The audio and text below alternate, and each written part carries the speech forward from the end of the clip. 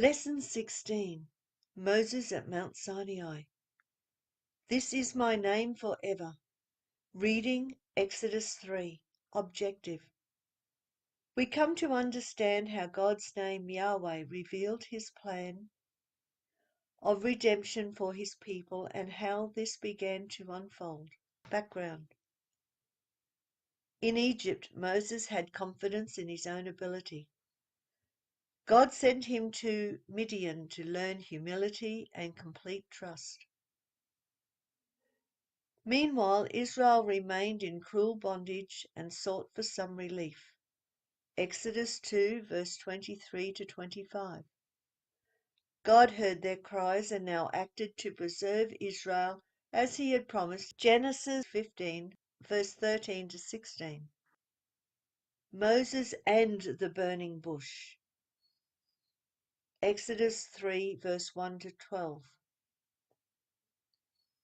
As a shepherd in the desert, Moses found himself in a very different situation from the one he had experienced 40 years before. Moses was now stripped of all the riches of Egypt. Moses was reduced from the rank of a prince to a shepherd.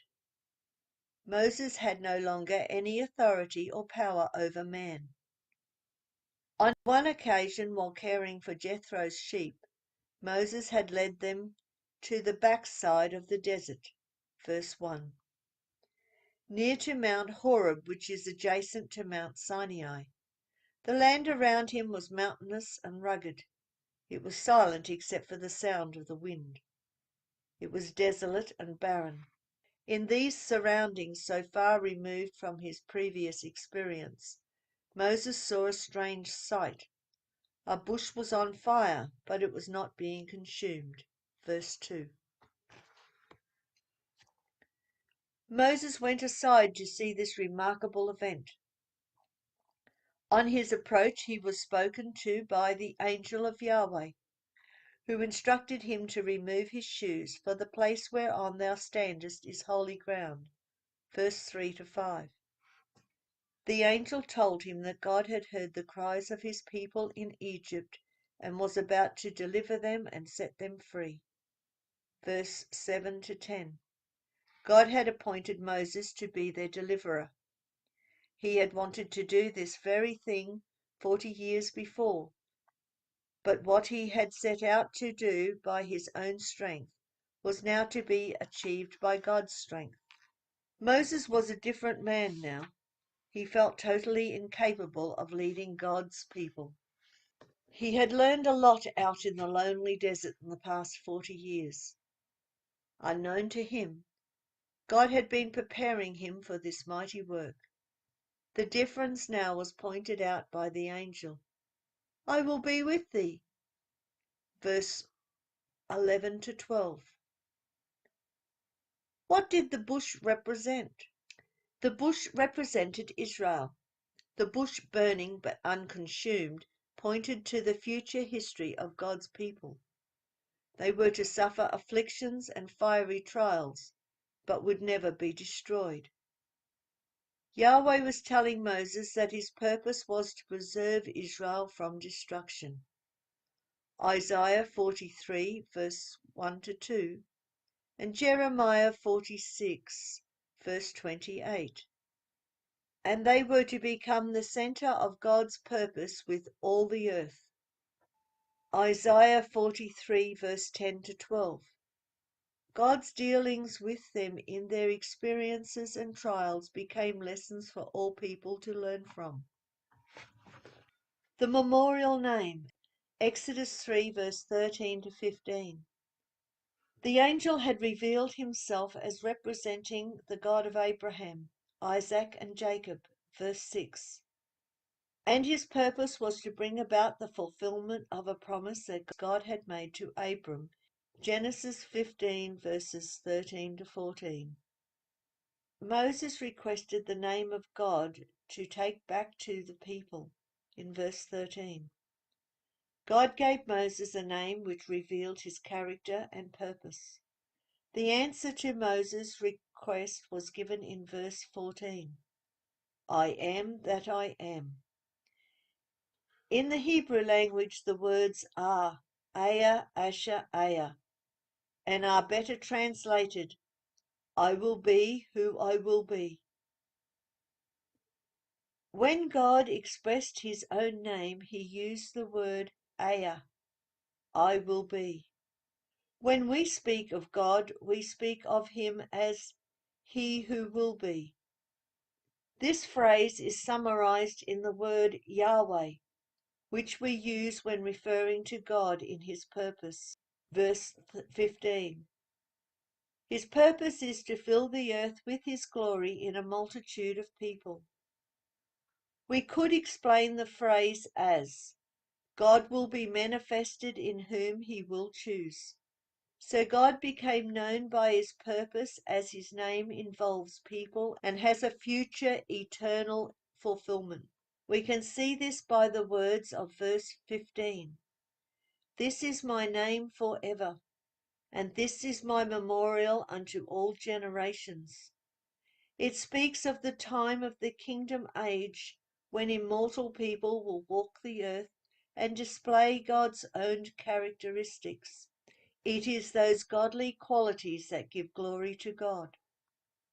In summary, then, we use the name of Yahweh when we refer to the earth being filled with the glory of God in a multitude of people who have responded to the call of obedience to his commandments.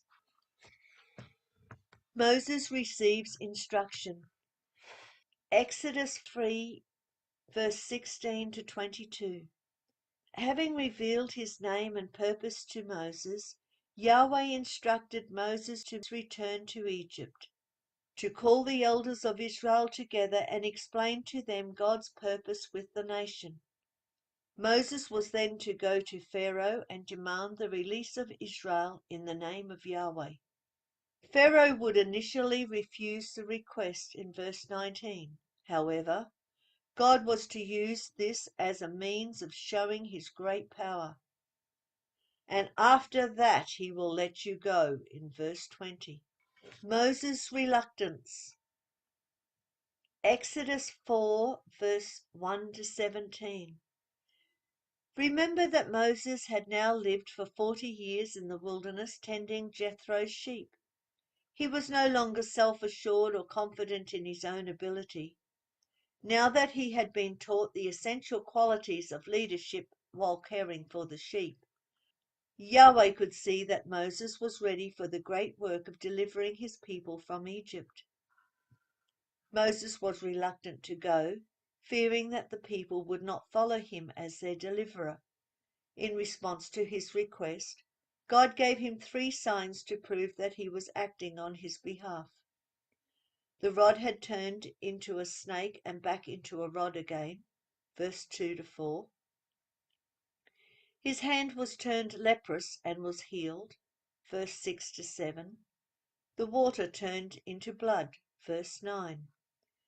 Moses was still hesitant to act because he felt that he could not speak fluently, verse 10. Yahweh encouraged him, I will be thy mouth. And he gave him the assurance that he would teach thee what thou shalt say, verse 12. God became angry and appointed Aaron to act as Moses' spokesman. Verse 14. Moses returns to Egypt.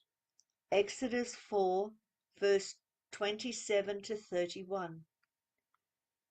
Moses commences the journey back to Egypt, where he is met by his brother Aaron.